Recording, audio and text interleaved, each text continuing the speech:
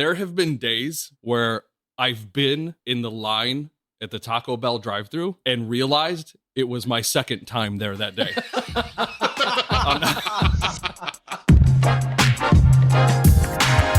This is Emerson Keith, and you're listening to Unstable Discourse.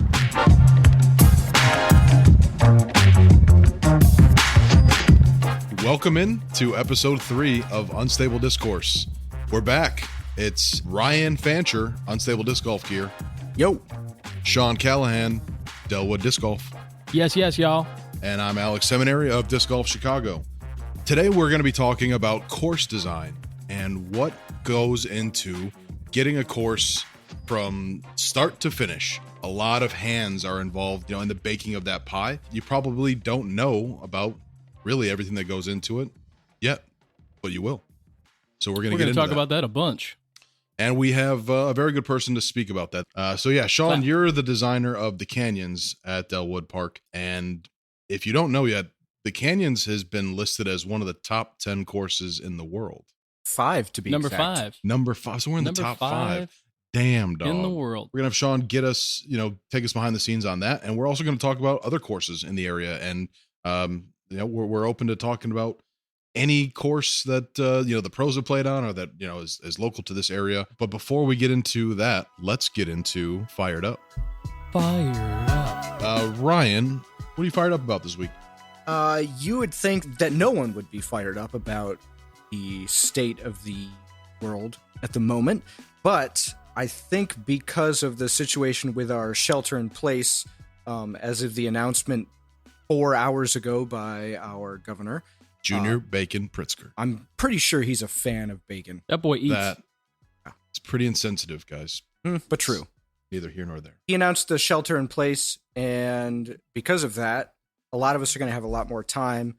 Myself, probably not as much because of the family situation, but that will bring... Daddy daycare is in full service. Very full service. No openings. It's a 1-to-1 adult-to-child ratio. No vacancy. But I think I'm going to enjoy having a little bit more time to develop Unstable Disc Golf and get some more stuff out. And it's kind of a tag along with what I was talking about last week with our new hats and everything. But get new stuff out, I'm stoked about that. So although it may not sound like it, I am pretty fired up about that.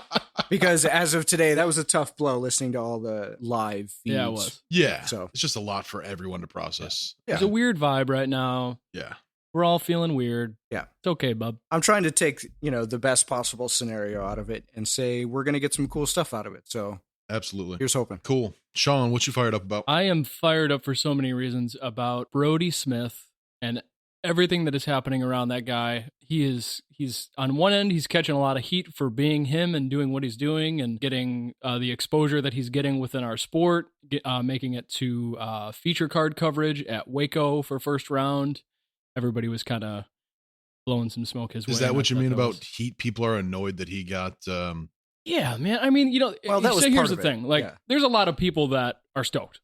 I'm one of them. We're probably one of them collectively. Yep. There's a lot of people that are talking a lot of smack and saying that he doesn't deserve. There's a lot of people that have put more time in than he has, and now he's on feature card at Waco, first round's third event of the year, and maybe didn't have the best round, but he did okay, considering he's only been playing disc golf for like 70 some odd days at this point. Did you guys know that? Yeah. It's as of the 1st of 2020. Yeah. January 1st is when he started playing.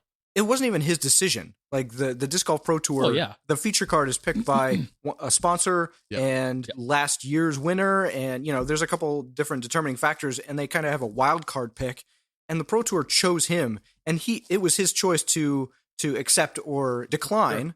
And obviously, with the situation now, why would you possibly decline, an opportunity like that, especially being who he is and how he thrives under the limelight and what he can do for the publicity of the sport and everything like that. He would have been a fool to say no to that. Yeah. Right. I'm sure it's not like Brody came in and said, sure, I'll play, but only if I'm lead card and only if I'm getting all this exposure. I think a lot of people would assume that was the case. And I feel like he's the opposite of that. He loves being on camera. He loves having the spotlight, but never in a negative light. It doesn't seem, I don't know. Not in an egotistical way that I think that people maybe misconstrue it to Right. Yeah, he's a bro for sure, but like, yeah, that's fine. like, I've always said that the one thing the sport really needs is we need to find ways to increase the value of like the social currency of being a disc golfer instead of being seen as this hippie, all the other old stereotypes. Like if we could have some big, cool personalities that just make it cooler to be a disc golfer,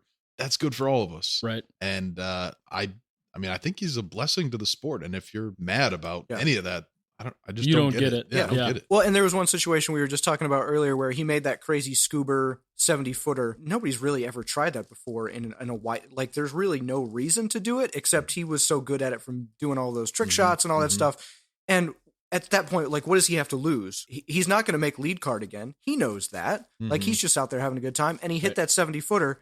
He went nuts. Yeah. And like, he's jumping up and down. I'm sorry. Is he the Happy Gilmore of disc golf? At this point, he could be. Well, had there been a crowd, right. But there couldn't be a crowd because of the situation. But he caught all sorts of flack on Facebook and comments on his YouTube about, hey, that was a great putt. Awesome. But don't ever do that in a tournament and don't yell because you're going to get a courtesy violation. Who the hell are you?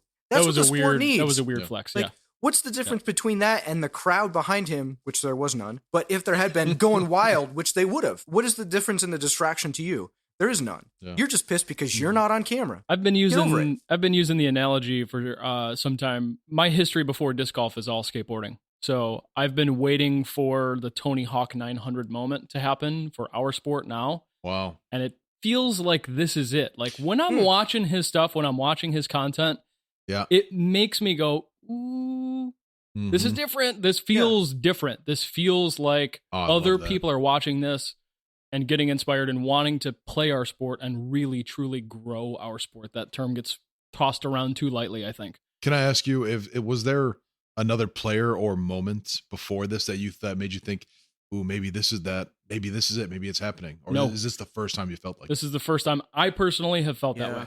I get that, though. I've been paying attention to professional disc golf since I have been disc golfing 10 years ago. I kind of felt that way a little bit with Ricky just because of how well he was doing and consistently for a while, but it was never like overwhelming like Brody's is. Right. So I don't know. His personality is just, you can't deny it. As much as this is going to sound shitty, and I hope I don't, you could easily dismiss any of the personalities in our sport as like disc golfers. Oh, I'm so... That sucks pains to me, say, but you're so right. But it's right. Now think about it, and that's not my opinion. I'm saying that is the opinion that I see from outsiders looking in, like, oh, so they ride around in a van, and that's just how they live, and it's like, yeah, but in our world, that's kind of cool. It's cool, yeah. Living in a van down by the river is cool, and like these guys tour and they make a living out of it. So I think that this has been the first undeniable personality / presence I've seen in the burst of the last 10 years, which really before that was just Kenny Climo and Barry Schultz and like the little bit that was going on in the 90s.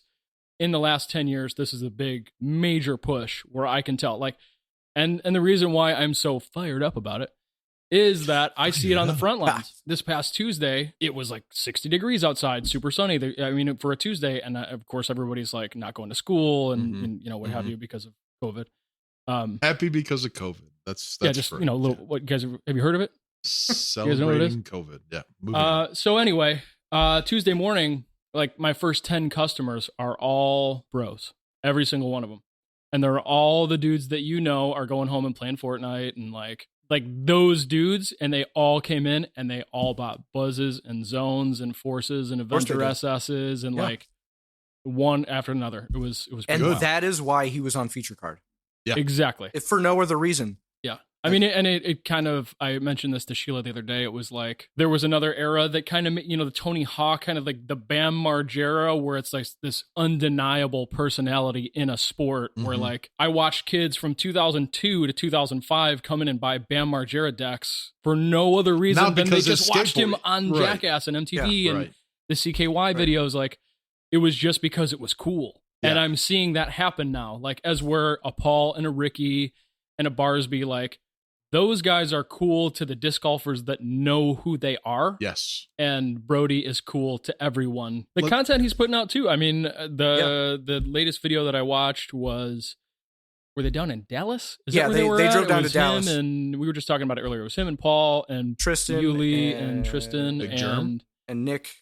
Yeah. No, it was the dude that was caddying for him, yep. Nick. Mm-hmm. Yeah. And the content in just that, like the content that we've seen in other formats like that, like Champs versus Chumps and like kind of, watching the good guys play with the not so good guys format has been fun.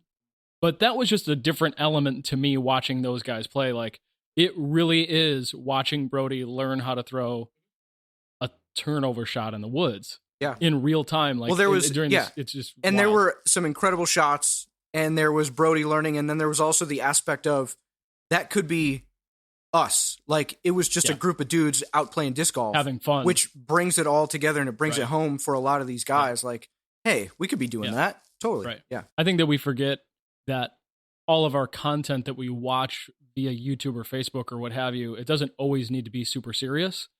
I think that we've ended up kind of becoming so stubborn as people trying to grow the sport because we don't get taken serious. We're on the defensive all the time. And I think that we forget that our content can just be guys, even if they're the best in the world, having fun with their friends and recording around for fun. And girls. And the ladies too. 2020, Sean. Guys, I'm sorry. My God. Guys is unisex. Guys is unisex. At this point. You know what I mean. Yeah, the only thing I wanted to say to add on to what you guys have already said is when I have had instances where I was like trying to show somebody what the best disc golfer in the world looks like, and I'm like, this is Paul Macbeth. Watch this video. If you want to see what disc golf looks like at the highest level, it's just, if you're not into disc golf, you're just like, oh, cool. He's he's like a dude. Yeah, right, he cool. looks like a regular ass dude. Yeah, and of course we can appreciate watching his game. Yeah. But when it comes to the Michael Jordan of your sport, there should be some kind of feeling that even if you're not into the sport, you can tell there's something there. Yeah. And that's what I like about Jomez, because Big Germ kind of goes overboard with how he commentates sometimes, and it gives you that, maybe it's artificial, but that excitement when like somebody makes an incredible shot. He's always like way over the top with it. Mm-hmm. And so I sent a link to my dad one time. He was after a round of golf in the clubhouse. Ball golf. Yeah. Mm-hmm. In the clubhouse, and they put a link to some disc golf videos at the clubhouse on the TV, cool. And there was just silence while everybody drank beer and watched disc golf. Wow. Because they're watching Jomez, and then we had some live coverage from a tournament that was here at Delwood. They went nuts over it. They couldn't get enough of it because it was similar enough to what they had just done, and it was exciting enough for them hearing the commentary and like had that feel. But yeah, I agree. Like, you don't really know what you're looking for unless you see it. Yes. And I think Brody's going to bring that. Yes. Yeah. Definitely. Yeah. Totally agreed. Good vibes. Hey, Alex. What are you fired up about, dog? Dude, I am fired up about the DGCL. Yeah. We dropped a teaser about that last week. If you listened to the whole episode right at the end, you heard DGCL is the Disc Golf Chicago League. It is something that we're trying brand new, which is always exciting. Yes. I think in disc golf, we all want to try to do new things and push the sport in new places. Sometimes there's a bit of redundancy and like just reinventing the wheel. But I actually feel like with this, it's not that. I think this actually is a new way to enjoy the sport, and it opens some very interesting new way to get involved in the sport. Yeah, because you can play the sport, and we all play the sport, but it doesn't go to the next level until you feel like you're a part of something bigger. Yeah, absolutely. And I think we'll see like great disc golf coaches, like maybe dudes who weren't the best player, but like the fact that he's the coach of that team. Like who? Ryan Fancher? Yeah, I don't play disc golf. I've seen him. It's all right. Don't worry about it. Okay. No comment. But yeah, I mean, it's going to open up all these other avenues of like ways for the sport to be enjoyed. And there's some very cool ideas that I can't wait to start sharing with everybody. So that's what every time we get together and do the show, I mean, we figure out new stuff that we want to do. Yes. And that's fun. So keep your eyes peeled. We're going to keep releasing more information about it, and very exciting. So this will be an interesting segment, the calendar rundown. While the whole world is on pause, is anything happening? How do we get the sound of a tumbleweed rolling through? Right, it's so sad. PDGA sanctioned events. Yes, hello darkness, my old friend. PDGA sanctioned events have been postponed or canceled through the month of April.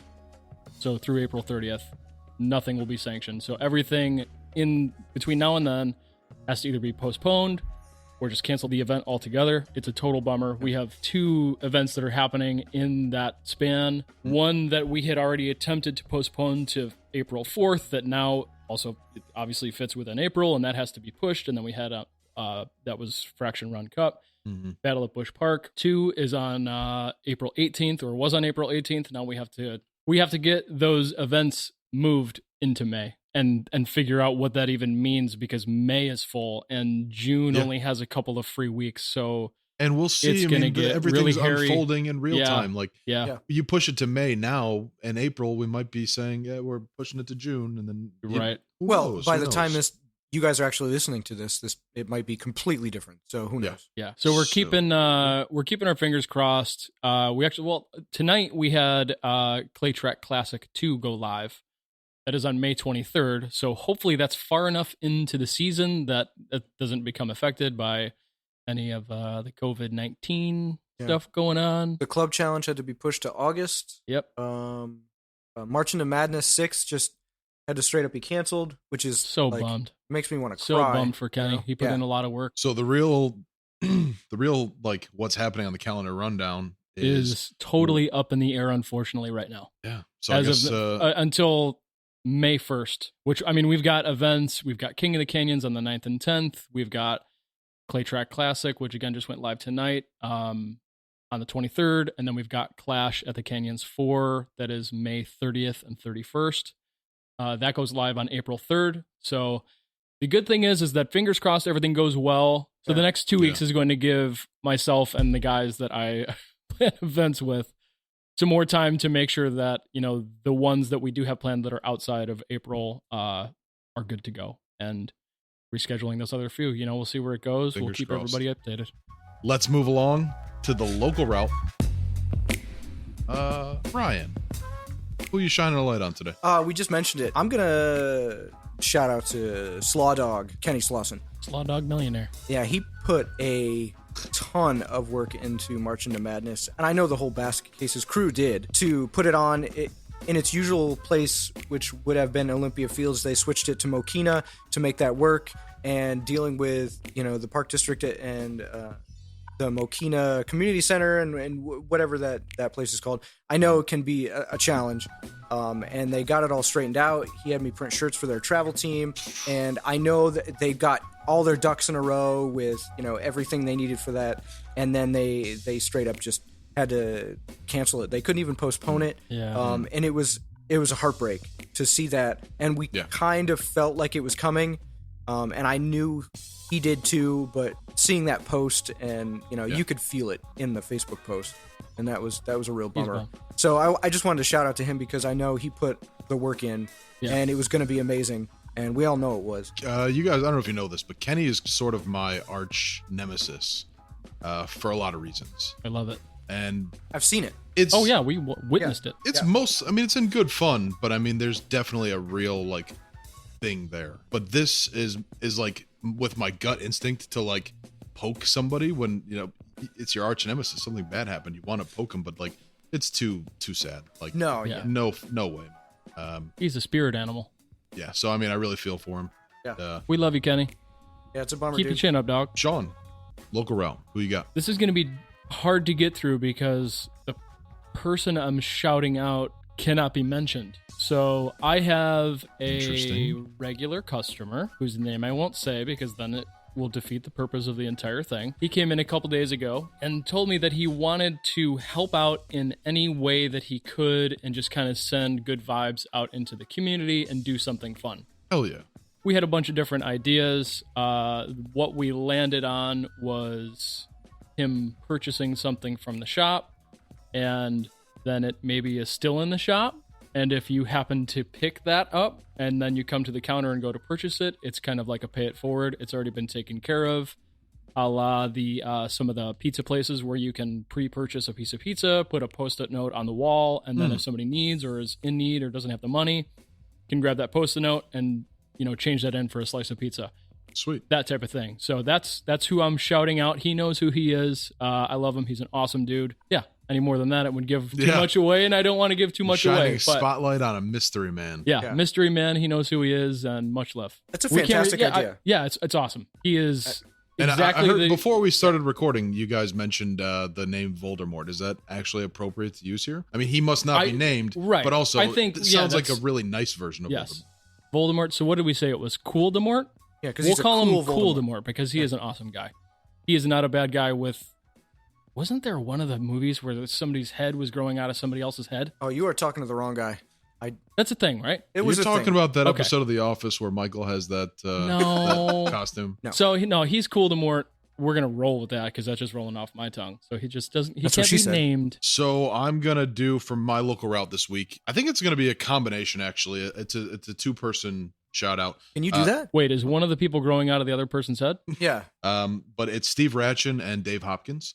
I actually just bumped into Steve outside of the shop and talked a little bit about some ideas for the future, but it's mostly about Steve and Dave when they get together to do commentary for stuff. That is such a good example of people stepping up and doing really cool things in the community that are not just playing disc golf and playing well. Amen. Sure. And they do kill it when they're on the course, but they also just do some killer commentary. You would think those guys had been doing that for 10 years as a profession. Yes. That's how good they are at it. And it kind of goes along with what you were saying with Brody is it doesn't all have to be serious. They're really not taking it seriously, but in a fantastic way. Like it's great to the point where if somebody's an outsider, they're kind of like, wow, these guys are. It's happened. That was in some of the comments on YouTube. Yeah. And it's great. We think it's fantastic. Productions. Yeah. So I think there's a base level of professionalism in what they do, but they also bring fun to it. Yeah. Which makes it, great for people who are into disc golf, but again, it helps you reach those non-disc golfers and they can see the cool factor of what's going on there. Right.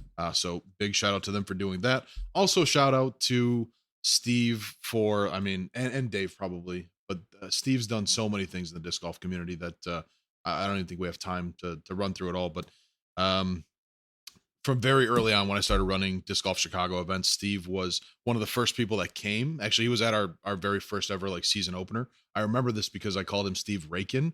I didn't know how to pronounce his name.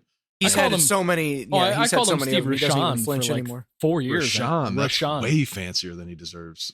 I mean, it looked, yeah. But Rakin, I remember all of his buddies laughed and they're like, wow, we've heard it screwed up every way but that way before. So. Yeah, he's super supportive of everything we've ever done, and awesome guy to have in the community. Yep. Smell good, play good. He smells good. He's a good smelling dude. Yep. All right, this new segment is called Beef. We're going to get into some things that some of us have a little beef with.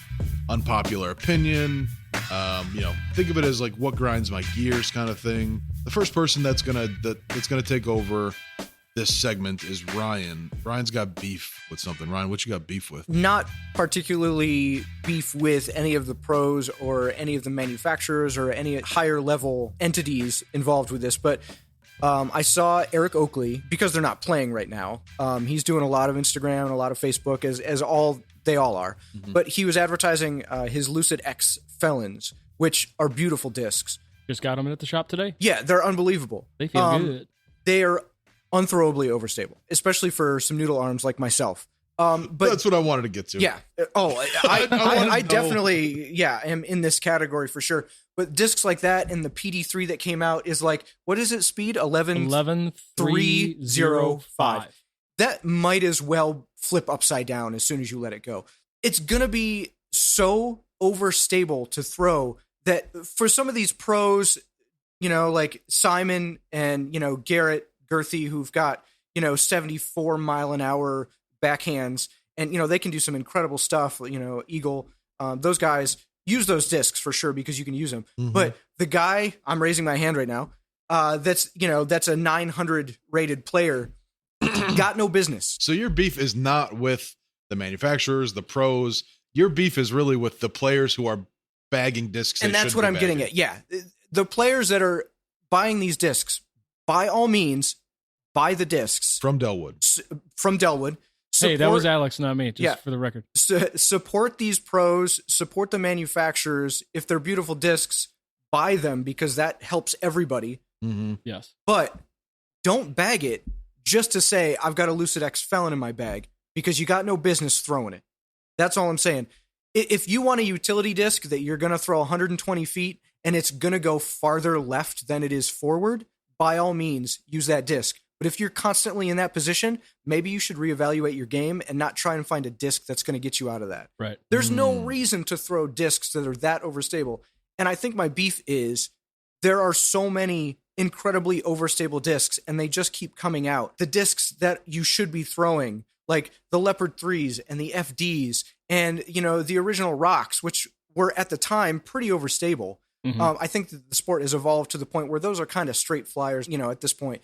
Throw a putter off the tee once in a while. You don't have to throw a Firebird and throw it on such a giant Annie that you use, you know, 200 feet width-wise, and you only go 200 feet forward. It's a huge pet peeve of mine, and I don't understand why there's that mentality that my bag is cooler and I'm cooler as a disc golfer if I bag overstable discs. That doesn't make any sense. It's hard to avoid. Like, it's hard to not want to have the new cool thing. Like, even though I'm not a great basketball player, I'm actually not even a good basketball player, I still want, like, dope basketball shoes. Like, right. It's hard to not. At least you can use those and walk around in them. Well, I mean, they're still you. I'm gonna play the devil's advocate. I'm gonna push back against you, please, for the fun of it. So am I. I'm just waiting my turn. Go ahead. So your beef is really with people that are not that are more concerned with having a cool disc than they're not prioritizing like the fundamentals enough. They should absolutely. Be. That's a great way to say it. Yeah, their priorities are in the wrong place, I think. Yeah. Okay. And maybe they don't even know it. You know, that's what I think it is because. The way you described, you know, throwing those super overstable things, you have to throw with a huge Annie. And as a sidearm player, I throw a lot of like chop Annie sidearm shots. S-turns, right? Yeah. Yeah, and that's like all I've ever really done. I mean, I have a few other mechanics in my game, but that's like the majority of how I play. And I know that it's wrong. I'm just like, whatever. But I think a lot of people probably don't realize that that's not the way, and you're also going to harm your game. Like, you won't be able to play as long by those bad mechanics. Like, you're going to harm the longevity of your ability. There's a big ceiling at that point. I think, like, you're not going to get those big drives. You're never going to learn the mechanics that will allow you to get better. And I think to circle back, that is one thing that Brody is kind of helping because he's throwing overstable discs, but he has got the arm for it. And he is learning how to manipulate those discs so that you get straight flights and slight anti-flights and full flights out of the disc. Whereas, you know, a lot of these guys are throwing Firebirds and you never see the disc go flat ever, you know, and you're not using the disc to its full potential where, you know, you could be throwing something slower and you're going to get a much more controlled, better flight. You're going to improve your game. And then as you improve, start bagging those discs. It reminds me of the analogy that I've heard. I'm going to butcher it, but it's basically where, like, if you have a nail sticking out of a piece of wood, you could take a wrench and hammer it down if you needed to, but that's not the tool for the job. There is a right tool for the job. Sure. And your beef is that people are using the wrong tool for Correct. Whatever job. You know, they should be. It's eventually getting tools. The job done. I think what's happening a little bit, at least from my perspective, I agree with what you're saying that is taking place. What I would like to see more of is these companies diving into, at the end of the day, manufacturers have to create discs and sell discs and people have to buy discs, right? That's the name of the game. Oh, yeah. So I think they should do a better job of explaining, okay, if you are only throwing 200 feet and you're going to buy a PD3, then you need to understand it's going to be a utility disc that's only going to fight wind and not go very far and stuff like that. Should not be a primary. For me in the shop, I kind of use those discs as the extremes of the scale when I'm explaining to them why it's not so much that they don't need that, but just understand this is what it's going to do when you throw it. Yeah. So it's nice to go, this is a Sidewinder or a Roadrunner or a Avenger SS or, you know, Impulse, whatever, fill in the blank. And this is what this super understable disc is going to do at low speeds and high speeds. on the other end of the spectrum is something like the PD3. Even though it's an 11 speed, it's going to dump and it'll be great, and for headwind shots and stuff like that. So that's why I don't think that they're everyday use things. I'm not totally disagreeing with Ryan's point, but maybe the manufacturers just need to do a better job of explaining to regular Joes that these are utility discs, not your go-tos. Right. And for Eric Oakley, that's one of his go-tos. Right. And that's great because he bombs. Yes. But he can, because he's got the arm speed and he's got the distance to be able to manipulate that disc the way it was intended. And that's great. But most of us don't. Right. So, throw the discs. You got beef with AMs who are throwing the wrong thing. You got beef with AMs who are more worried about having a cool new toy than getting their mechanics right. Yeah, I've got a beef with the whole overstable disc mentality. I think it's not the cool kid's disc. It doesn't have anything to do with that. Yeah. I think like, I'm going to say this for Ryan's point. With the amount of new discs that are coming out, that it's like, hey, buy this. It's cool. Don't have those be crazy overstable discs. Yeah. And that doesn't make sense because really, and again, this is because I'm at the front line every day, I see what the new players are getting, and none of them should be buying PD3s. I will have them for sale in the shop. And if you want to get one because you think it's cool, rad. But don't get it and then go out to hole, 5 and try to throw a flex right-handed Annie shot and then go, dude, it dumped out into the creek. Because I'll go, that's what it was supposed to do. You sold me a faulty disc, Sean. Yeah, so I think that there's really, I think what you could put in a nutshell, you could just say there's a lot of miscommunication with the marketing and the manufacturing of discs these days, where we're having all these things pop up. And it does, and this is what I signed up for. This is what I do every day. So I want to be able to explain this stuff to my customers, but just because it's new and it's shiny doesn't mean it's for you. And I'll tell you from my perspective, when I started throwing slower speeds like the FDs and even that new DD3 that just came out, I threw that a couple times last week. And to get the flight where it'll just pop up and go straight for far longer than you thought was possible, given the throw that you just threw, there's no greater feeling than that in disc golf. That's what I'm out there for. Right. Like having that disc just fly for days on a line that you never thought was possible. You're never going to get it with that felon. Like, I feel like you're missing a huge aspect of the game that would just draw you in further. And it's a shame. Well, and here's devil's advocate to that too, is that this ties into course design, which is where we're going here sooner than later. I have discs in my bag that I don't even pull out in 27 holes.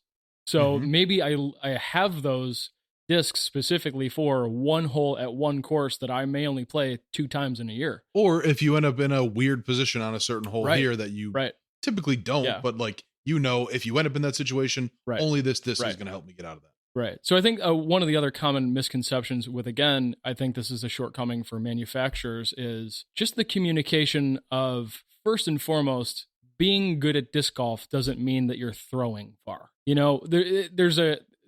Every day I have the same conversation in the shop of being good at disc golf doesn't mean distance. It means accuracy. Can you throw 275 feet accurate? Or can you throw 400 feet wildly and not even hit where in your OB and you're taking it back 200 feet because that's where you last crossed over and bound. Yeah. You know what I mean? So I think that is something that I hope to see. And again, I'm at the front line every day. I'm trying to combat that throwing far doesn't equal being good. It is cool though. But it's cool, but it does not equate being good. I know a lot of players that do not throw that far, that are better than guys that can come out here and just and throw 500 feet. Well, I know, and he's a weird example too, but Nate Sexton doesn't throw nearly as far as the rest of the dudes on tour, but he won Vegas. Right. Like, he's no slouch. He can get to most of the holes.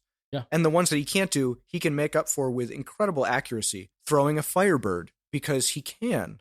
Because his forehand shot, is kind of set up for the Sexton Firebird, which is named after him.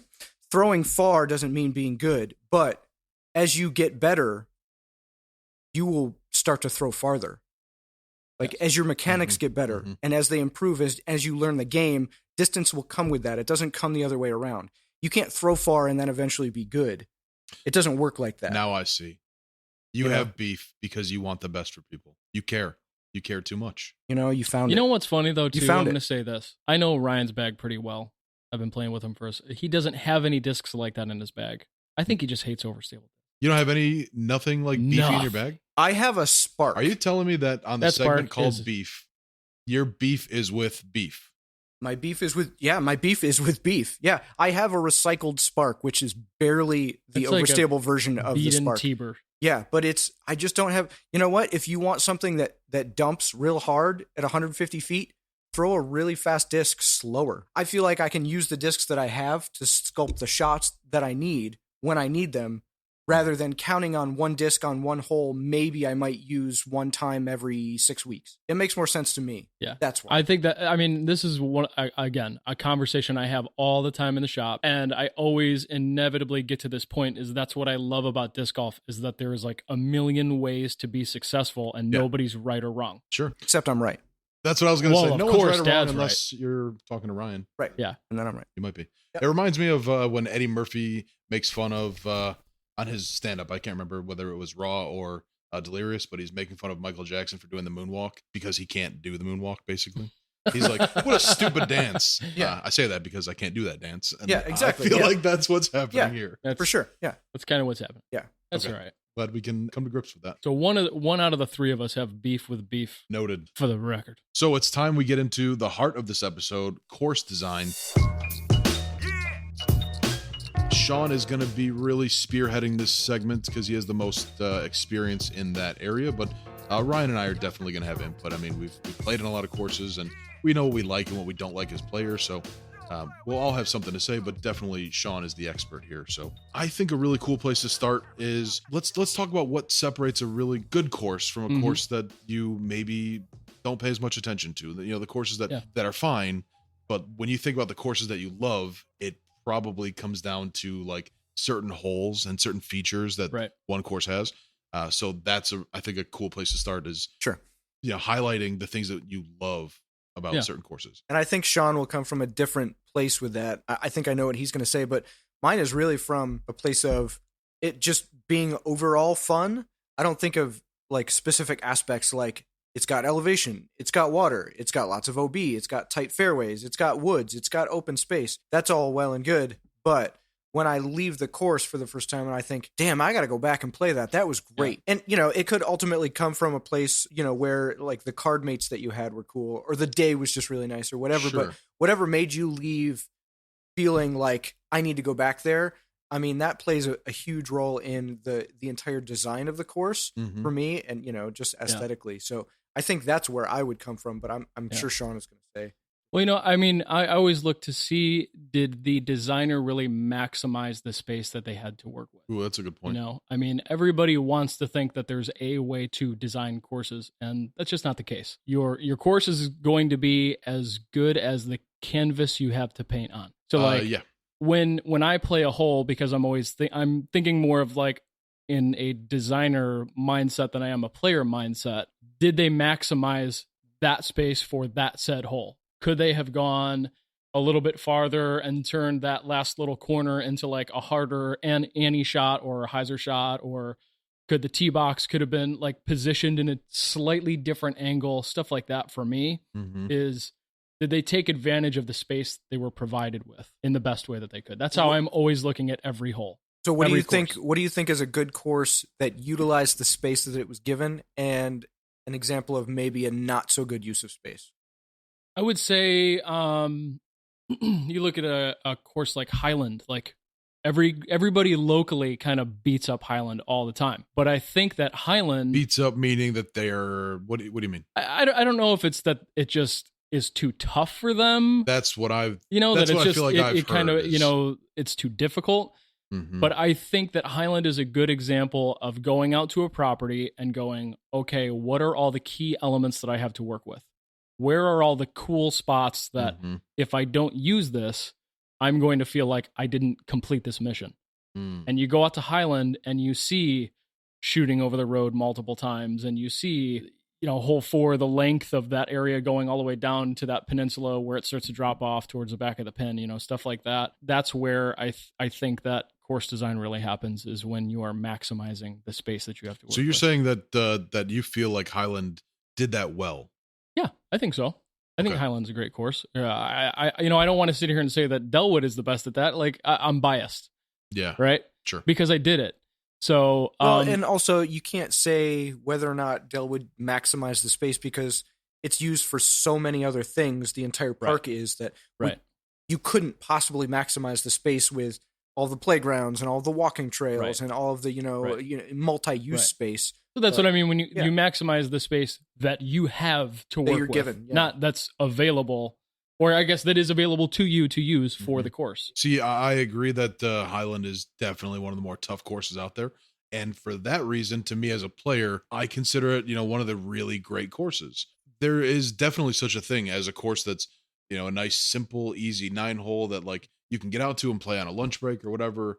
And there's really nothing fantastic about it, but it gets the job done. And that's, that serves a purpose. Yeah. But a course to me that's like, if I'm going to consider it, a really great course and it like gets a special place in my heart, it's got to have, a range of different challenges and kind of actually different to what you were saying, Ryan.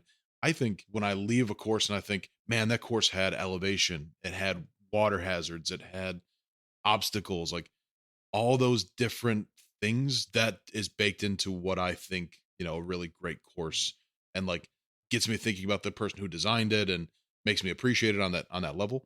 Again, it can be done without all those things, but I think when a course is able to incorporate as many of those things as possible, that's to me what takes it to that special place. Well, the one that sticks out to me, and Sean's gonna laugh, that gave me that feeling that aesthetically, like when we left, that is immediately in my top 5 was Villarda Ast, or up in Madison, we Token Creek. We call it Valhalla. Villarda Ast.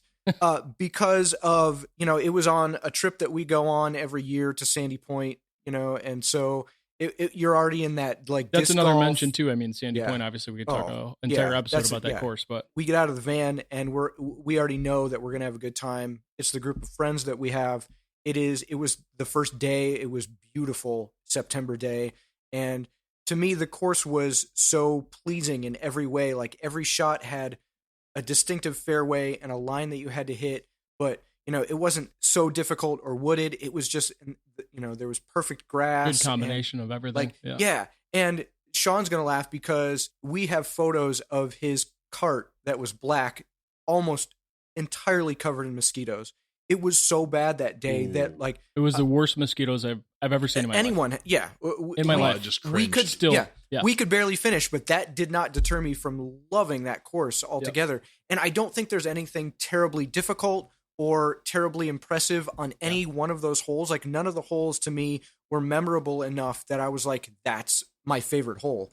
But that's one of the courses that just I would love to go back to aesthetically. Right. But the way it was put together, just I love it. I mean, another course on that trip too, Standing Rocks. I think Standing Rocks is a perfect example. A lot of the stuff that they have done out there are things that I tried to do out here at Delwood. Again, they took all of the key components of that property, whether it was elevation or water or the way that every hole is maximized and good. There are 33 of them out there, but all of them I wouldn't change. Like they're exactly what they need to be for the terrain that those specific holes are on. That's, and every time we step up to the tee pad on every hole, we're all like, oh, this hole. Yeah. Like, and it's that like you can remember the last time you played it. Yeah. And that feel, I agree with you totally. That feeling happened to me for the first time at West Park. This was my first time playing disc golf since I was like 8. So I was 15. I don't know how the idea came to me, but I was basically saying to my dad, like, hey, this would be a fun thing for us to do as a family. Let's go out and play disc golf. I know we did that once when we were little kids. So we looked it up. We went to West Park and we bought those. When was this? This was I was 15, so this was 16 years ago. I'm trying to think. I'm like going through the West Park timeline of what the course looked because it's changed so many times. Yeah. Do you remember how many holes it was at that point? It was 24. Okay, so it's the layout that I learned on. Yes, most likely. Cool.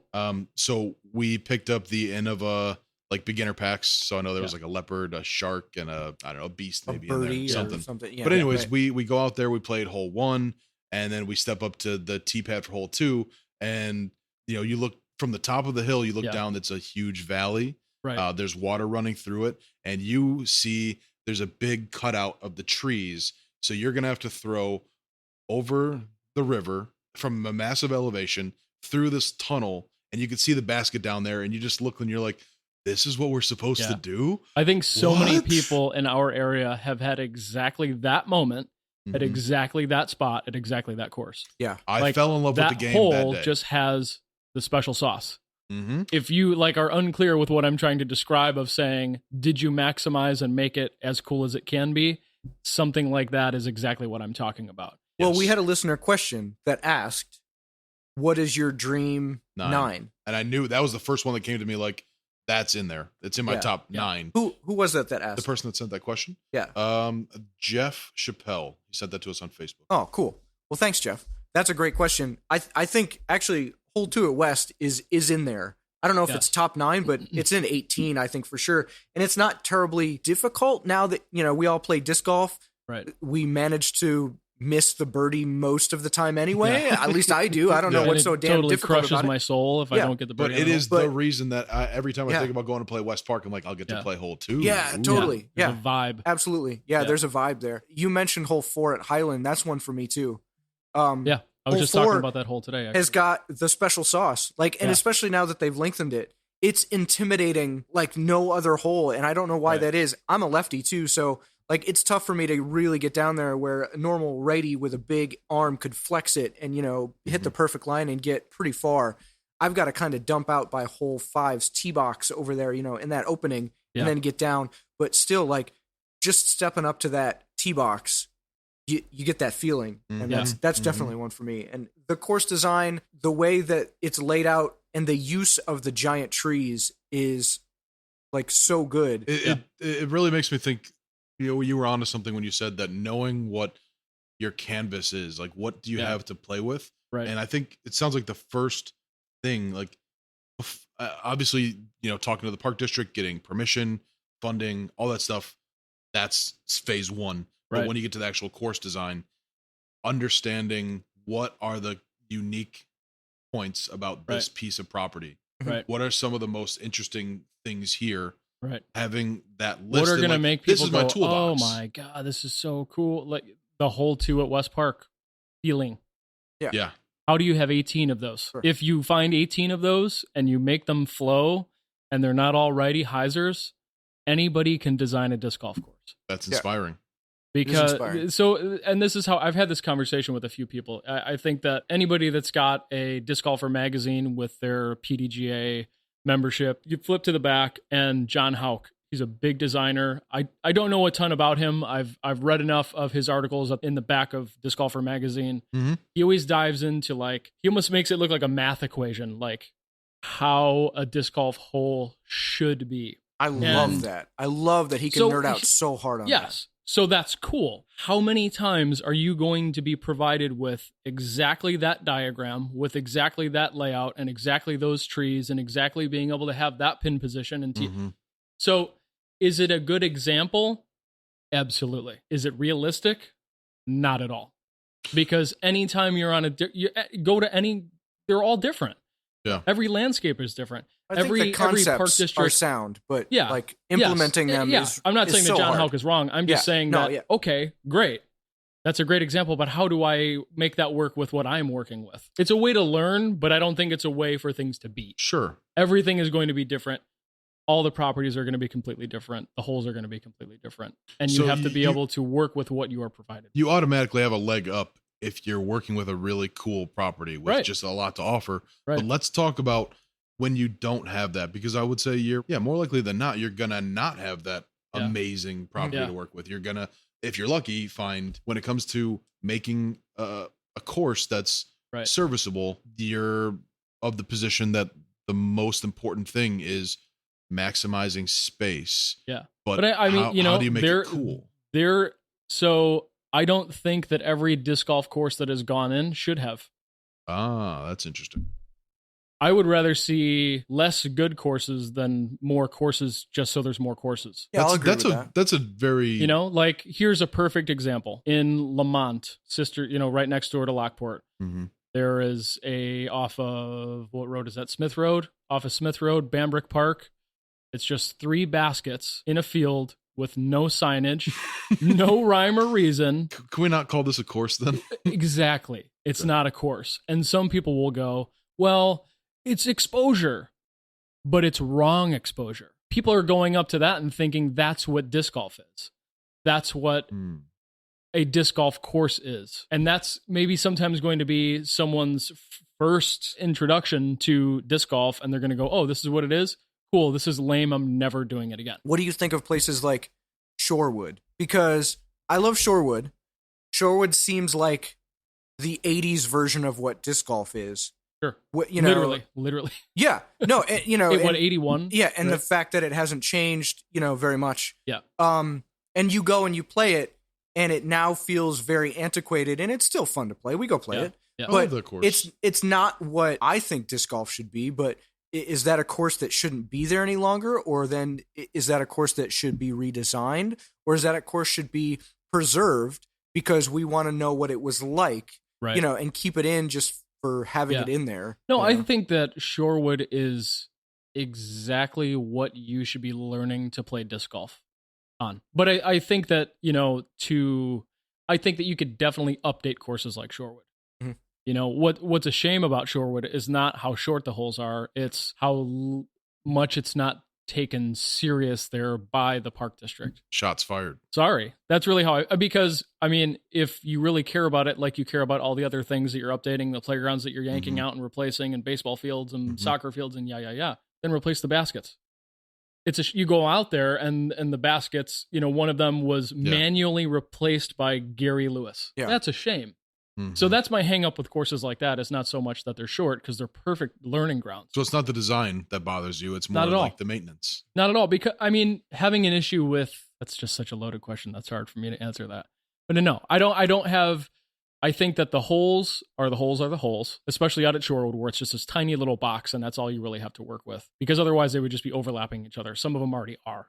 Yeah. Right. Like some of the holes, like you have to watch your back before you're going to get clocked. 12, 13. Exactly. You know, That's a problem in course design. I mean, that's got to be one of the things you have to avoid. Kind of going back to my other point is that it is what it is based on the property that they had to work with. I would love to see Shorewood get some new baskets. I think that would be great. I think that's great course development. Yeah. Given the lack of development, elevation and other elements, I feel like Shorewood has kind of maximized their use of space, whether or not you like the course or not. Like they did what they could with what they had. So we're quick to judge, but I don't think enough people take that into consideration. Dude, Shorewood sucks. No, Shorewood is exactly what Shorewood can be. I have a hard time with that. Like somebody saying Shorewood sucks. I've maybe heard that in passing before, but that kind of thing always comes in my mind. Like, well, if you're taking that position, you're probably not appreciating the big picture, which is I'm amazed by how fun of a course Shorewood is in that tiny space. So it is packed all of the time. All the time. I'm constantly joking in the shop with some of the guys who, you know, have just come from there, or they go there all the time and they're like, dude, it was packed. And I'm like, it's so crazy to me that Shorewood is packed because it's Shorewood and it's this short little tiny course in this little box. But honestly, says, speaks volumes. It's challenging. I mean, there's a lot of easy things about it, but like, I mean, you could go to Shorewood and tear it up. I mean, but I mean, it's a very technical course. So I give props to the designer, because within that tiny space, he made 18 holes. There's at least something challenging about each of them. And some of them are just straight up hard. Like they're not like, it's not just like, oh, this one has that. That's nice. Some of them are just hard holes. And, you know, I don't know how you make that like work in that little space. And like you were saying earlier, it starts mostly with walking the property, seeing what do you have to work with, understanding your canvas and your tools. Right. And even a course like Shorewood, like I know how many changes have happened at that course since it went in 81. I want to say that hole 17's basket used to be closer to where the fire hydrant is, but then they moved it back. And if you play hole 12, like the tee box is kind of skewed in one direction. It doesn't seem natural. Yeah, it's tilted to the left. Yeah. It's tilted to the left, and there used to be a big tree. So it was actually like this big, long Annie shot because this tree was blocking the righty hyzer, which now everybody just lines up off angle at the end of the tee box on hole 12. Everybody knows what I'm talking about. And you just throw it dead straight at the basket. Yep. So let's go through some of the do's and don'ts of course design. Yeah. Things that you should definitely try to do and things you should definitely try to avoid. So one of the things we've already talked about in terms of do's is make sure you understand the land and the land you're working with, the tools that are sort of available to you in terms of design. Make sure you have a really good understanding and don't short that process. You want to spend a lot of time really getting intimate with the land. Right. What else would you say goes along with other do's, in terms of making a good course, things you should definitely be doing in the early stages? Safety. Figuring out, okay, Yes. not only is it going to flow well, but when I throw or everybody throws the inevitable shank, is somebody getting clocked? Richard? Yeah. Exactly. So, I mean, within the parameters that you have to work with also is including other park patrons. So at a course like Delwood, where we have like some of the holes have like a park feel to them, and some of them are kind of like deep woods, exclusive disc golf. When you're dealing with areas where there are pedestrians, how is if like hole 3, perfect example, right? Delwood, hole 3. There's a path, there's people coming down. Yep. We had to consider, okay, we are going to use this hole because we love it so much, right? Yep. Now we have the pedestrians coming down, so can we see 360? Can we see everybody that's coming down that hill? Is everything visible? Can we just yell 4 and it's okay? If it's a blind shot and you're throwing around a corner and there's a pedestrian path, then boom, like you're done. I mean, that's lawsuits. That's the opposite of growing the sport. That Right. can very seriously harm the sport. So safety, number one.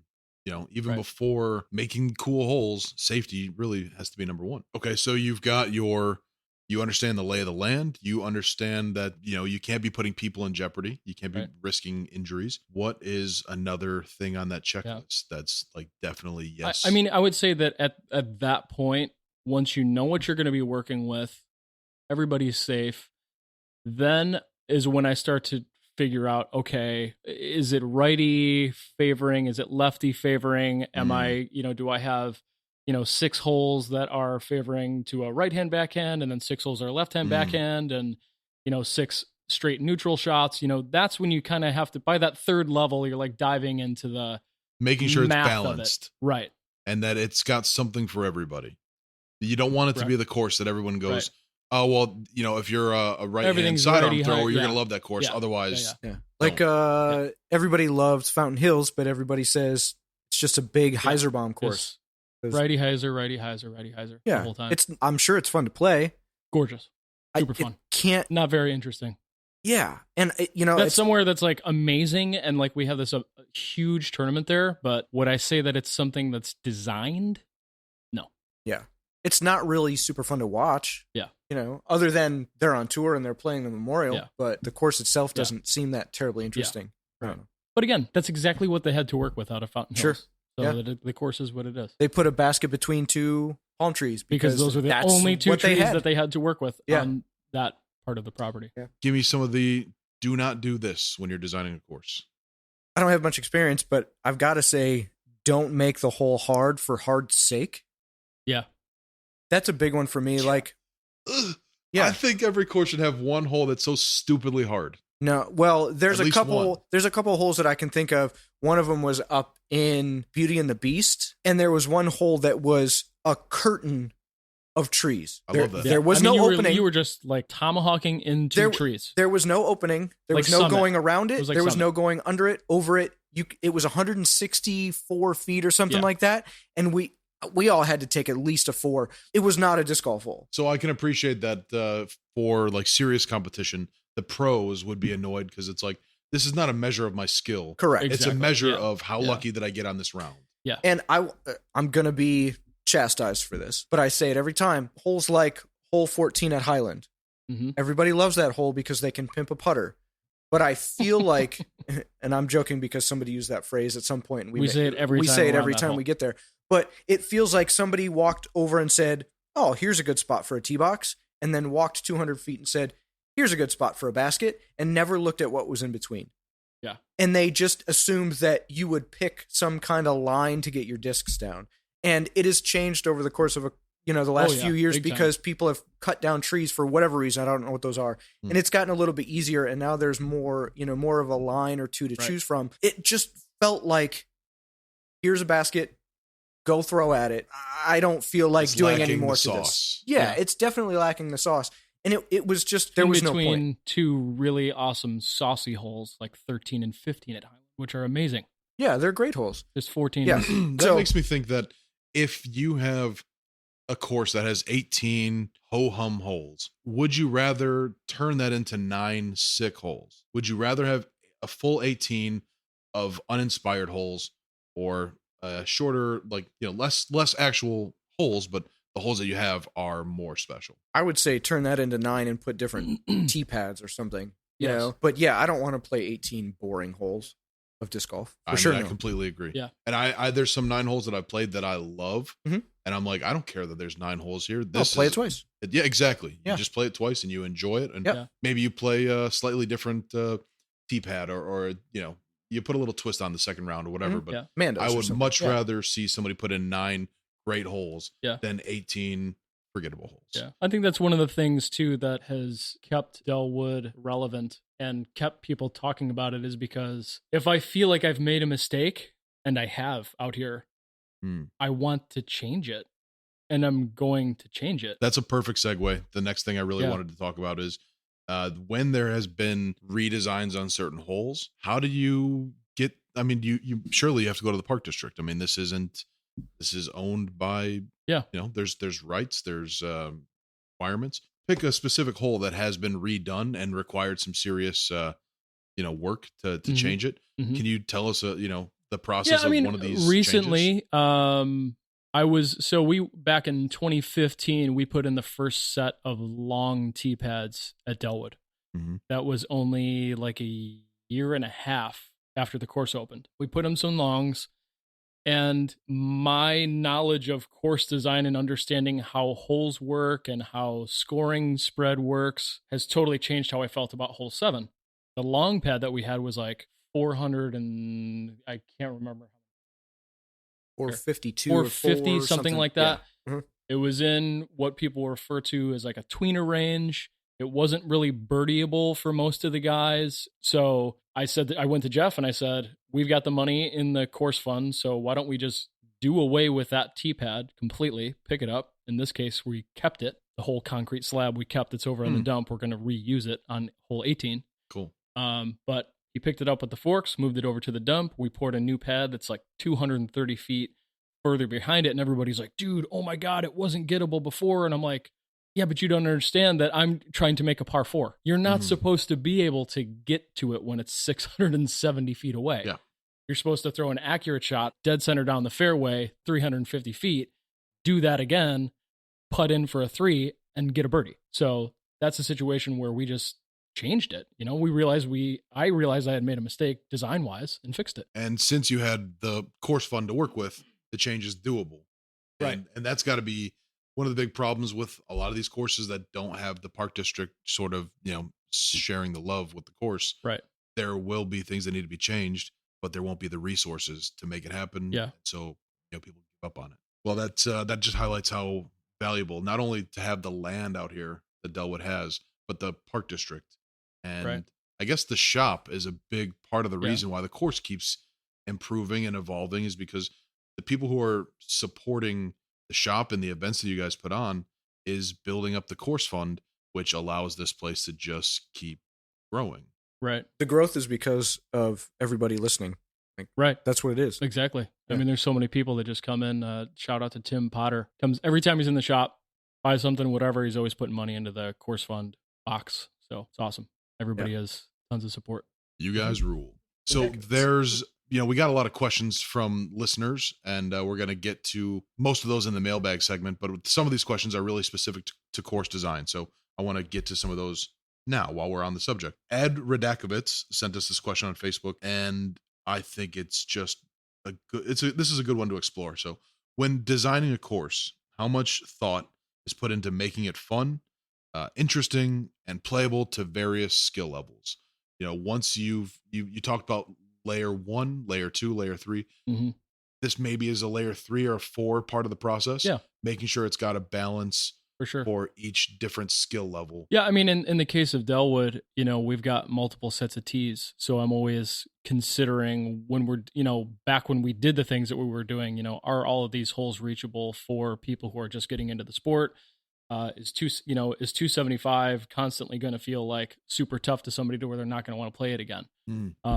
So obviously every time a hole, we're always taking into consideration the skill levels of everybody across the board. Totally. Yeah, I guess it's an ideal world like that. You're gonna try and please everybody, but that's very hard to do. But still a goal to aim for. Right. And that's I guess one of the big benefits of being able to have multiple T pads positions. You can have the from this pad. This is great for any level player. Right. And then for people who really want to challenge themselves, we have this other layout. Right. I really love the example of Northwoods down in Peoria. Mm-hmm. Morton. Yeah. Morton. Yeah. Because we've played that course on their regular white pads or whatever pads you want to call those. And that was a tough course, but it was super fun. And it wasn't terribly long in a lot of the holes, but some of them were pretty crazy. And then, you have the Northwood Gold, which is, out of this world crazy. And it's not the same course, but it's on the same property. That's like the best possible use of space for, skill levels. And I think that's fantastic because someone like, myself or Ed or, maybe a younger player or a newer player can go out and play the regular pads and just have a blast and get beat to hell on that course because it's hard, but it's fun. But then Paul Macbeth can go out there and also have that same feeling playing the gold course and come out, with maybe the same score, playing longs where we were playing the shorts. And, I think that is a measure of, different skill levels and how good the course design could possibly be. So that's going to be very tough to achieve with just 9 or 18 holes. Let's say you have a limited budget, limited space. You don't have the means to put in a bunch of extra T pads and positions. So it's going to be really hard to do on limited, resources. Right. Something like that, those ideas have come over the last 7 years at Delwood. The 5th and 6th level of course design is understanding time and having patience with the entire process. If I had it my way, all of these changes would be done tomorrow. Right. But I know that that's not realistic. So I think that's really good advice. It's ever evolving. You can't capture it. It's just something that you just ride the wave of understanding it as it's happening and being able to fundraise or do the things that are going to be the means to an end of putting in a different set of pads. Out of Delwood for the last 7 years, I've been like anti putting in concrete for the red tees. There are 12 holes of the original 18 that have red tees. They're actually significantly shorter by like 75, 100 feet. But now I'm starting to go, okay, we've got an MA50 group, enough of them that are getting together. Shout out to the Slip Discers.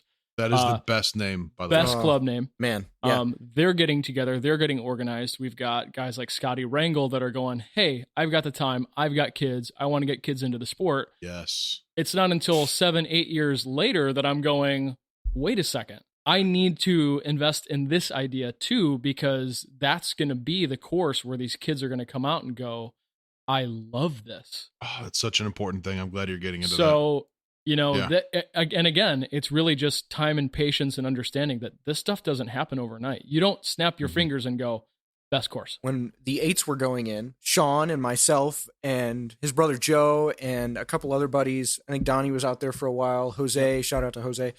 We were out there carving fairways by hand with not even power tools. Nope, not even chainsaws. Nope, not even chainsaws. Like and loppers. Machetes. Loppers and snips and rakes and whatever the hell that tool was that Jose had that looked like it was out of Texas Chainsaw Massacre, just killing poison ivy out there and ripping everything. And it took us days to get halfway down the fairway of 8C. Yes. And had we just waited a couple more days or a couple more weeks, the park district came out and in a matter of less than an afternoon, they had plowed the entire fairway. Well, I don't want to give them too much credit.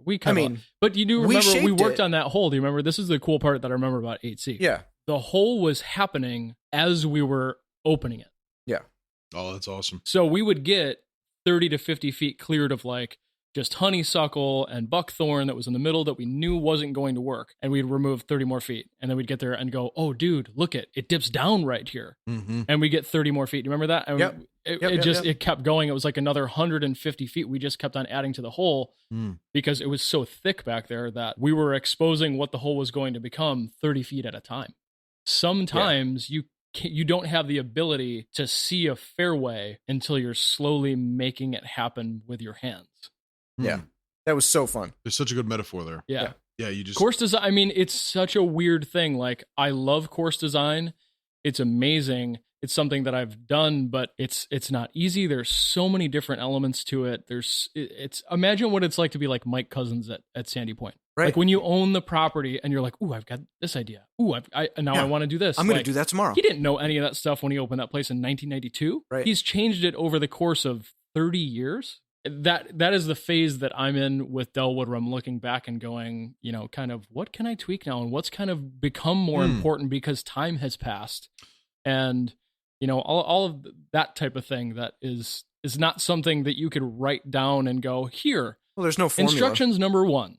Yeah. Do that. Like, that's not course design to me. Sure. It's just something that's going to happen over time. Sure, you're going to have parks that are going to like throw some baskets in a field and some tee boxes and signs and go, hey, we have disc golf. Yeah. So to kind of summarize that, it really is a labor of love.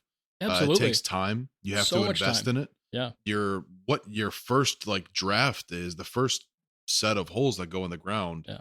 That might look very different in time. It's not like, oh, well, that's the hole and it's that way forever. Like, at least not for me, like just in recently. This is a perfect transition to another question. Yes. Another good segue. Brad Cook of Disc Golf Chicago and of the awesome email address dingdongulus at gmail.com.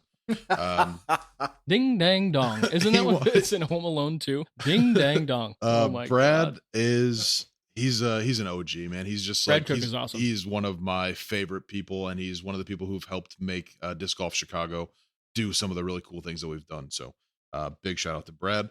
Basically, his question is asked in another way by Jorge Pina. He sent us a very similar question on Facebook. Pina. So Sean, do you have any regrets with the original Delwood layout? And then Brad phrased it as, Sean, when it comes to hole design, is there anything that you learned the hard way? Meaning, were there choices you made for a hole that in hindsight you wished you had done differently? I would not say that I have any regrets because I have an understanding of the timeline of the space differently than other people do. And that's weird. Like, that's weird to say, meaning that like everything there happened is for no a reason. regret. It's, am I going to make a change when I feel it's necessary? Mm-hmm. Yep. But then the other part of that is, you know, is there anything you learned the hard way? Ooh. Not really, because it's just all evolution. I know I'm like answering these questions in a weird way, No, but I don't look at holes as that's what they are. It's what are they going to evolve to? Like, here's a perfect example. Something that most people don't know because I haven't even had this conversation with most people. I just put in a B pin on 11 and I don't like where it's at. I just put it in like a year and a half ago, not even that long ago. That was like spring last year. Love that position. But I don't like it where it's because it could be better in a different spot, but then the 12 long pad gets in the way. So I'm already planning on removing 12's long pad. Like, so other people would go, but it's there forever. And I'm going, no, I just pick it up and move it. Yeah. You just get rid of it.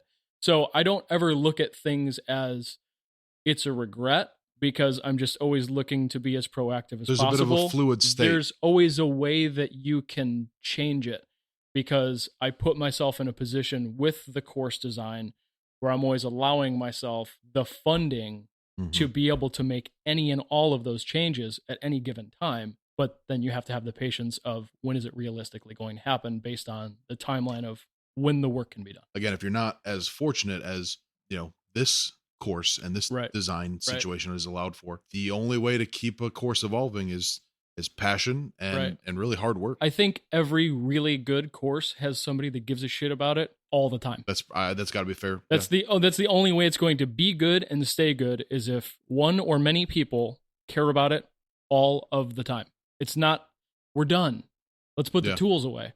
Yeah. My tools have never gone away. They're still out all the time. The summer camp that I worked at for years and years, they put a disc golf course in at one point, and it's deep in the woods, but they brought in like a pretty renowned course designer to help make it. And by the time that I was old enough to care about it and starting to play, every hole was so overgrown that like nobody was playing the course anymore. So it just became this like thing that people talked about, but no one ever used. and signs were falling over, baskets were falling over, and the camp was like, well, we spent all this money, we brought in this course designer, we bought these baskets, and if you're not maintaining it regularly, right? I mean, it's not a one and done thing. I think that's why, I think that Delwood is beautiful. Do I think that it deserves to be number 5 in the world? I do. But I think that's what separates us from everybody else, is that I'm here all the time. Jeff cares all the time, and we communicate, and we're constantly working on the evolution of this place. So it is time for another one of those popular segments that the audience is getting really excited about more and more. The mailbag. Mailbag. We got to get the Blues Clues drop for this at some point. I know I didn't do that last time. Is it? How does it go? Here's the mail, it never fails. Makes me want to wag my tail. When it comes, I want to wail. Mail. Okay, that's perfect. Mail time. Mail time. Mail time. Mail time. Every episode. Wow. So we got a lot of good questions sent to us from you guys through social media, email, etc. And we're going to get into some of those, but there's something very interesting happening with this segment this week and moving forward. We have our first sponsor, and that is by a very cool company called Bag of Tricks, which is a trivia company that hosts trivia events. Actually, before I start, I'm going to have our guest tell us really what Bag of Tricks is. And our guest is Jason Callahan, who is Sean's older brother. He Present. He gets it. We got it. Throwback to episode 0. Jason, thanks for joining us. You bet. And thanks for pushing the idea of bringing Bag of Tricks into the fold, basically. I mean, I think there's some really cool ideas that we're going to be able to do with this. Yeah, so, I mean, I work for a company that hosts bar trivia all around Chicagoland. So who better to be the one who reads the questions for your mailbag than somebody that does question reading professionally? Yes. Yeah. Man, that voice. We're going to, you got to come on every week. Yeah. So we're going to run through some of our standard questions. And then Jason has brought this really cool idea to the table. I'm going to have him explain it to you as we get toward the end of this segment. Very, very exciting, very fun. And we're excited to share it with you guys. Let's jump straight into some of these questions you guys sent. DHan187, David Hansen on Instagram. We know David Hansen. Yep. He's a cool I was guy. wondering about that because I wasn't sure, and I figured somebody knows. We know who it is. David and Danny, they're brothers. We know. Okay, cool. David wants to know, with Illinois being one of the only areas with a novice division, do you think it's important to have that division? Oh, I could go both ways with this one. Yeah, I think it depends on the event. I think it is important to have a novice division. I think it is important for people to understand what the novice division represents. Yes. I know a lot of people may be rated in what would be considered the novice division and have played long enough that they don't really belong in novice. Yeah. Right. You could be 798 rated, and I believe at that point you should at least play in rec. Sure.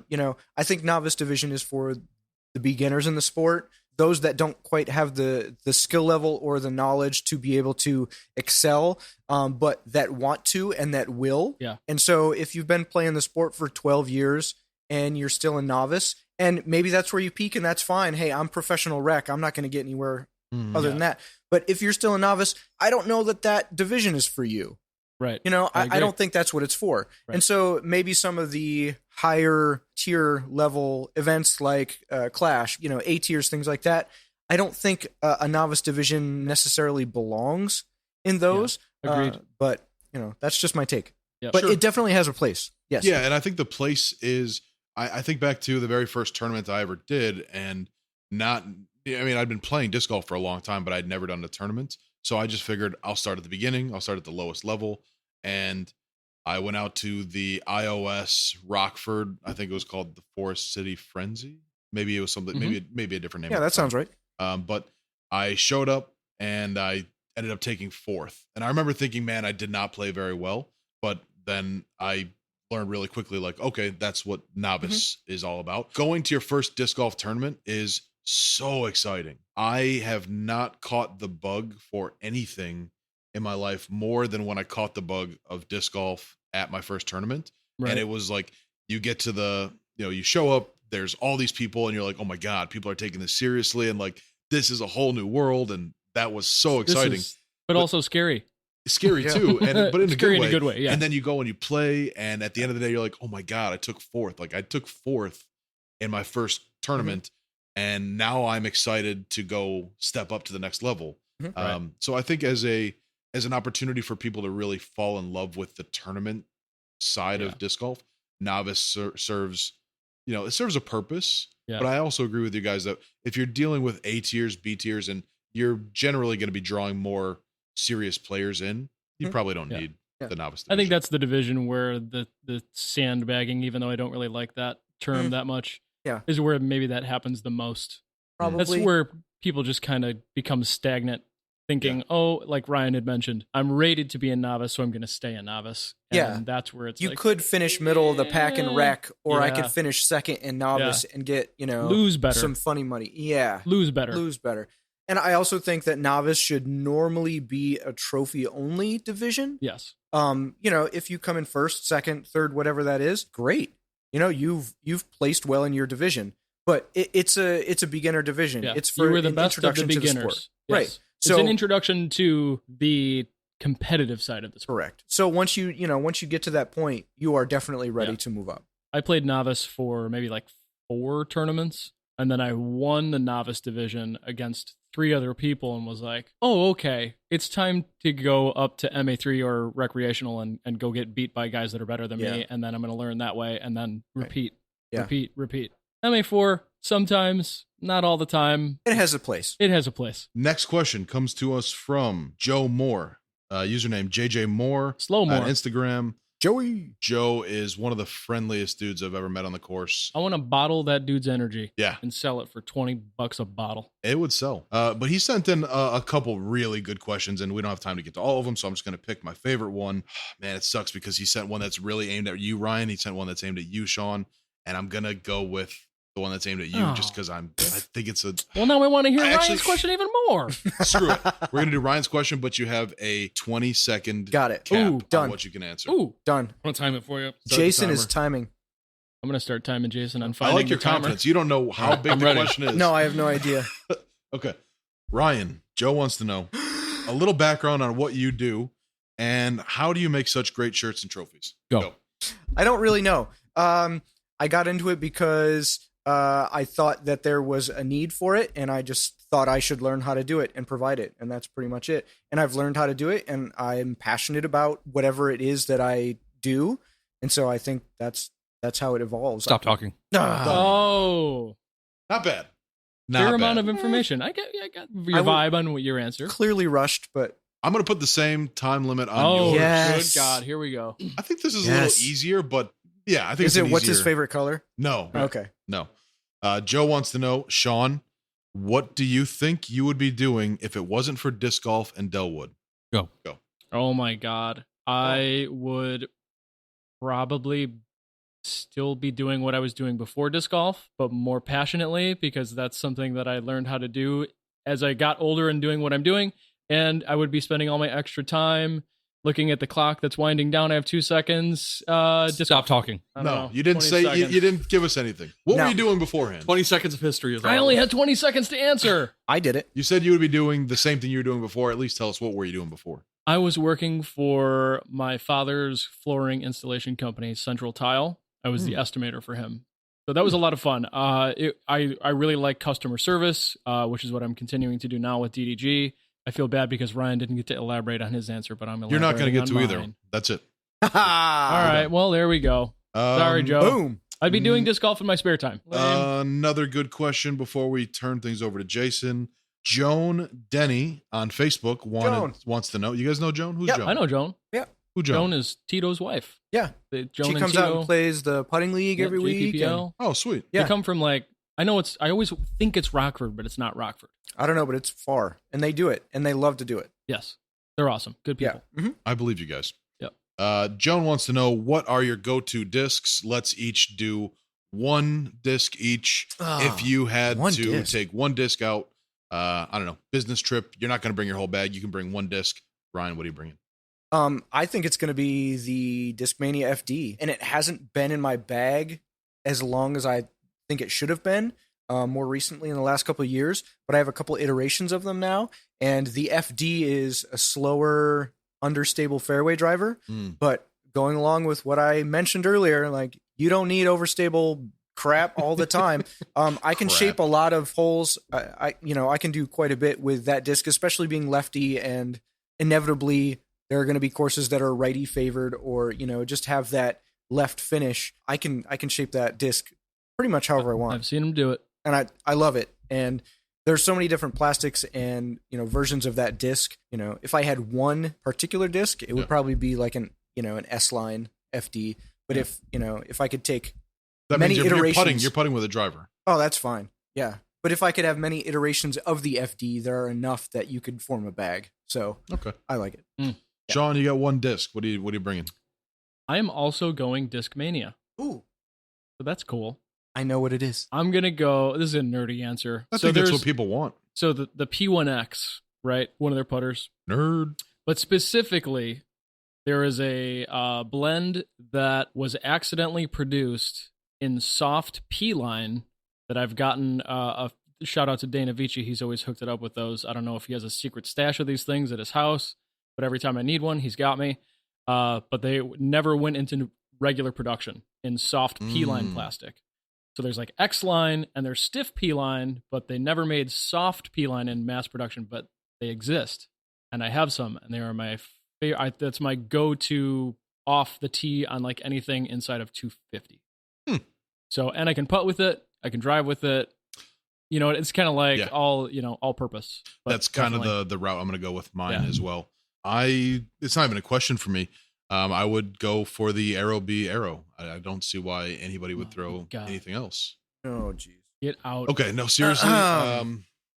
The one disc. That's the kind of answer I would expect Jason to have given. Well, I would just turn around and pick a disc from the shop and just say that one. Hope for the best. I literally, this one. I know you guys can't see it at home. This one's but it's really good. My answer is the Gateway Chief, and I would probably get the Sure Grip. I actually didn't know they made it in that grip or that plastic until very recently, and it's whenever I find the Chief available anywhere, online, stores, whatever, I buy them up. Before I knew you were you, I knew that you were looking for Chiefs because there was some event or tournament or something that someone had one and you were asking about it, and I was in that circle. I don't know how I know that, but he's been looking for Chiefs for a long time. I don't know a lot of people that feel that like way I about the remember Chief. that. Yeah. It's liken it to something that more people are familiar with. Like what's the flight? It's kind of like low profile. Very, very flat, very low profile. Low profile. Like pure, is there a bead? For as much as I love it, can't tell you. But I can putt with that if I need to, but I can also, it's a great touch shot. Like I can just put it exactly where I want to. So, I mean, it's never going to be able to throw it, 300 feet probably, but I can put some distance on it when I need to, but more than anything, it's just a great technical disc and it feels good. They're hard to come by, and it feels like my cool answer. Like, I don't think many other people are going to say Chief. So that is not at all the disc that I thought you were going to say. What did you think? I don't know. Huh. I mean, that's just one of those really obscure, like everybody knows the FD. Most people know the P1X, the Chief. It breaks my heart that they're so hard to come by. I'm looking at it right now. It looks like it does have a little baby micro bead. It might. Definitely low profile. And anybody listening, if you know where to get some, please DM me.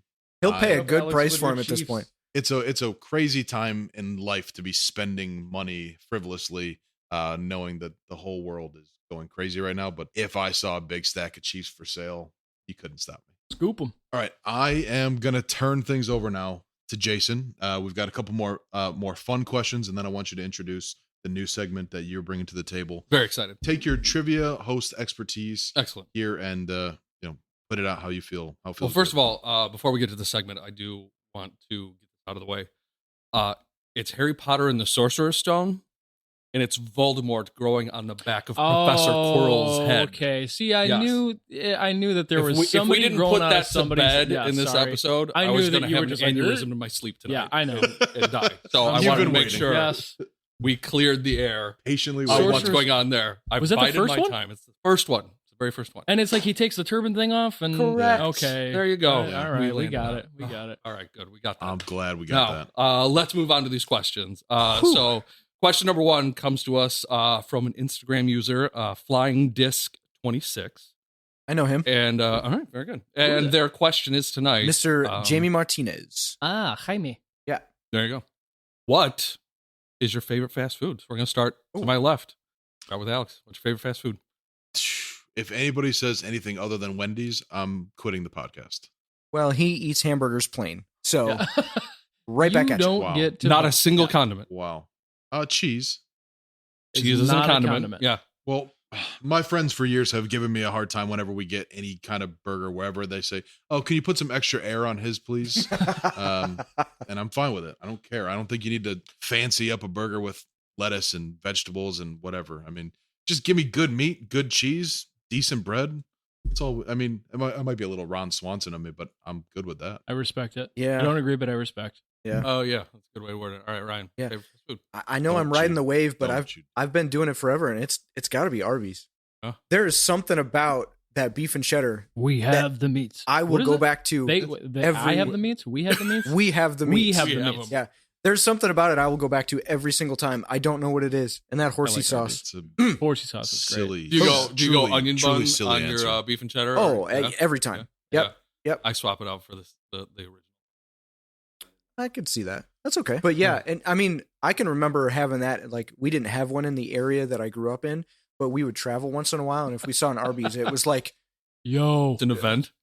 Mom, where my Mom. mom go? can we stop? You know, and I can still remember that. I think that's why I like it so much. But Can I yeah. tell you my Oh, favorite that's thing about so Arby's? good. Go ahead. I worked at an Arby's for 2 weeks once. Uh-oh.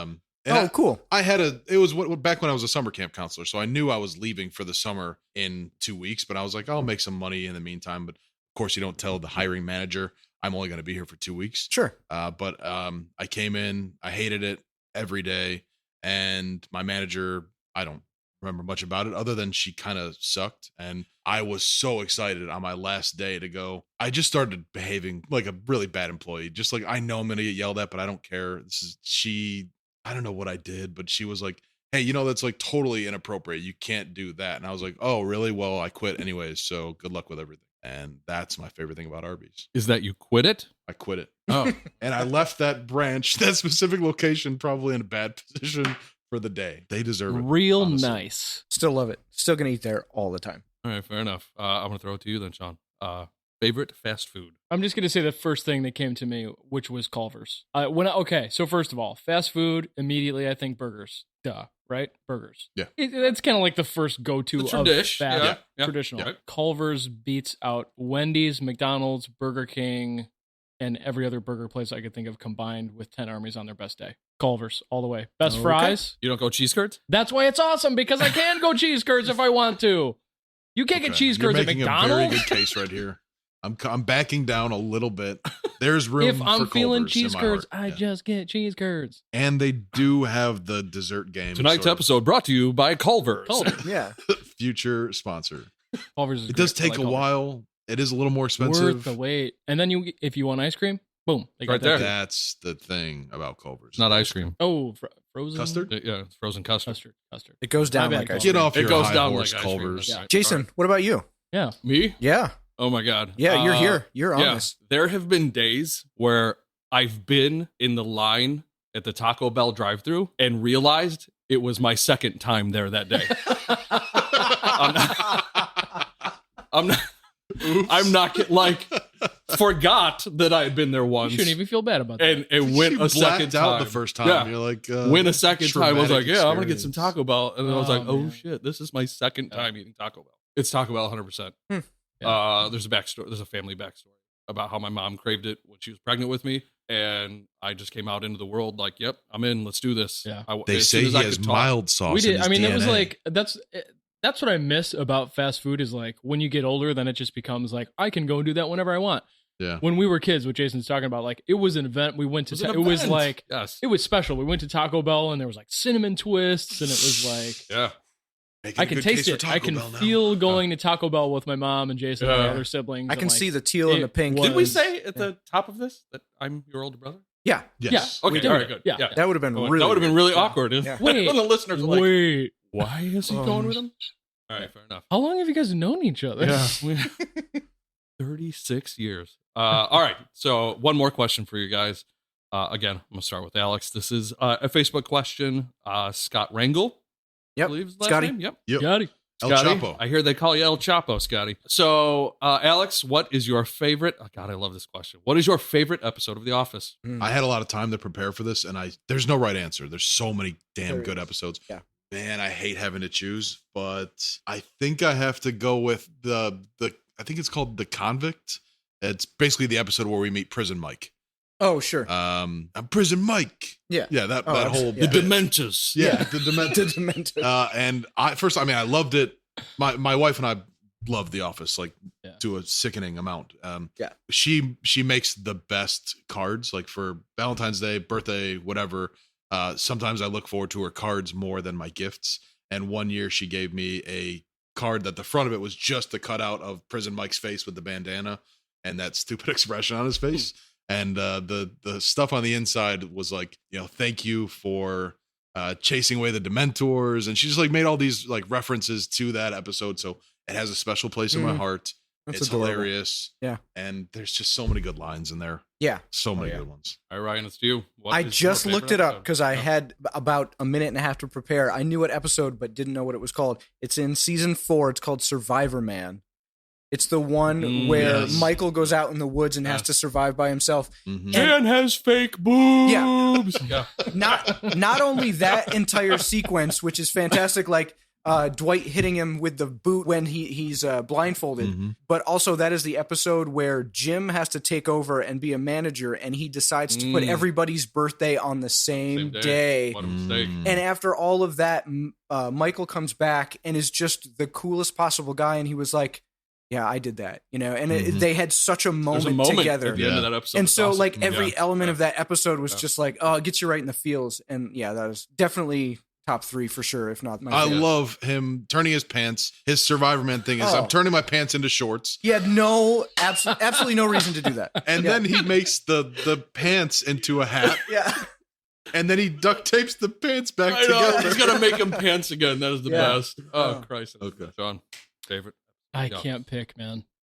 There's You have to. there's so many. I don't know the name of the episode, but one that I like a lot is when Michael Scott Paper Company gets bought out by Dunder Mifflin. When it's kind of like it all worked out for Michael. Like I just Right. love the feeling of that episode Yeah. because Yeah. it's like Oh, and it It's never fine. should have. It never it's should have been been. the worst for him. Like you feel their fear. This is so goofy to like get this in depth about you, but Yeah, you know yeah, what yeah. I'm talking about. Yeah, In those episodes, in that chunk where Michael quits, and you're like, dude, what's he gonna do? And Right. Pam's trying to It's just negotiate. character. Pam's and trying like, to figure We're all herself worried out. about it, Yes, and yes, she's yes, like, yes. he's like, That eggs. whole arc is Or we're solid. making Yes. French toast. We're making French toast, and you could feel his panic of like Right. he Yeah. does not know what to do, Yeah.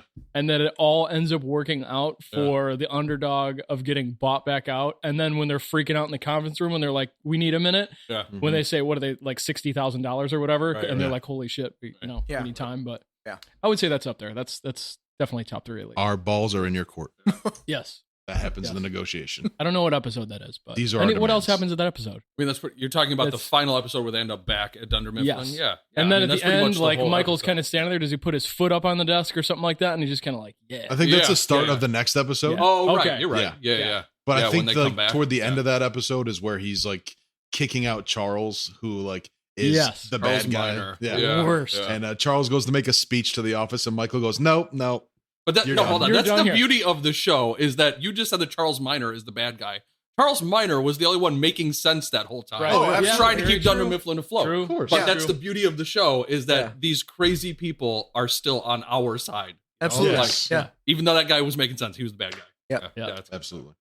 Great question, Scott. Thank you. Yeah, that was a fantastic question. And shame on all 3 of you for not choosing Dinner Party. That is hands It's down. too cringe. That is the best episode of the show, and you It's know it now that I've so said hard. Yes. I love the Dinner plasma, Party is the best. plasma Oh, TV. the plasma it. TV. The when he's moving it to get it back Oh, into the yeah. wall and everything. If Yeah. you there's bloopers Yeah. if you have Mhm. the DVD or if you watch it on Yeah. YouTube that are some of the funniest bloopers I've ever seen. You know, in any later show. on they have that giant flea market, and his plasma TV's on one of the tables. Really? Yeah, it's great. Well, so is the light up, the neon sign and everything. They throw back to that episode so many times. So good. I mean, I know why you like it, but it's a level of cringe that it is so hard to watch. Hard to but that's the sweet spot of the show. It's you can laugh, you have emotions, you cringe. It's like when they hit everything all at once, that's when they were doing God's work. And that's what that show did. She moves into his condo, and now he sleeps on the little thing at the end of the bed. Dude, the camera at the...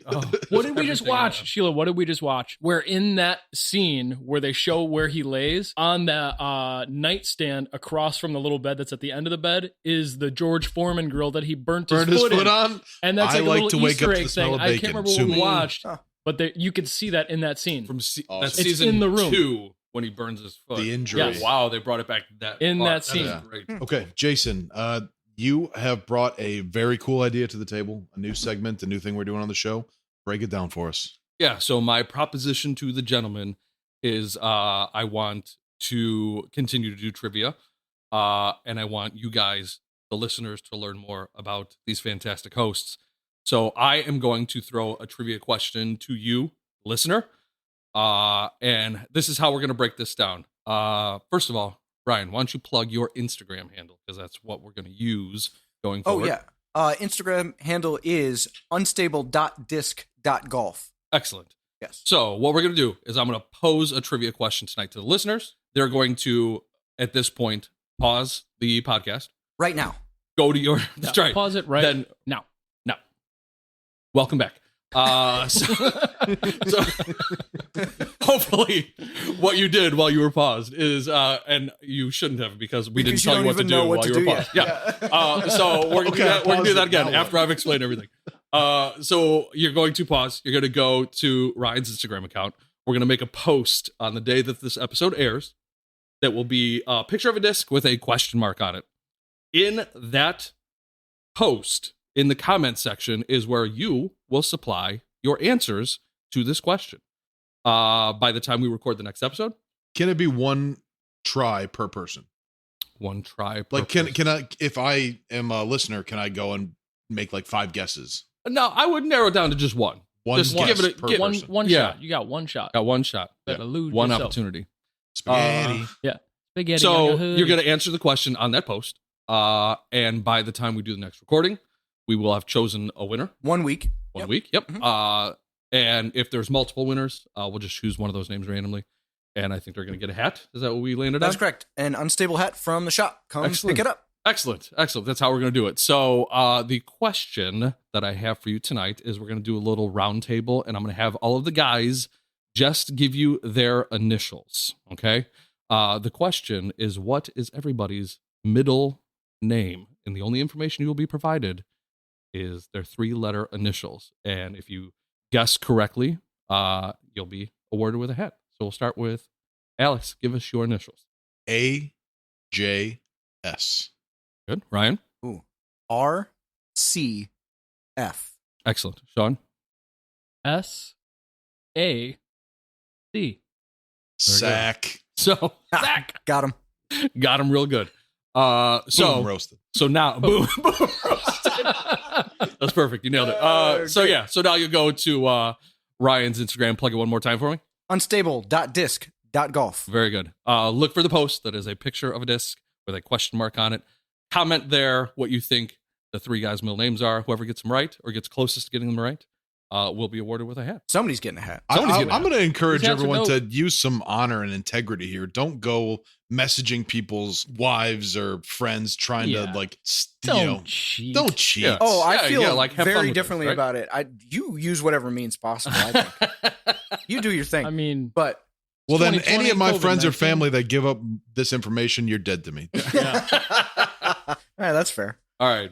Very good. So this is where I sign off. I'm Jason with Bag of Tricks Entertainment. That's BAIG of Tricks Entertainment.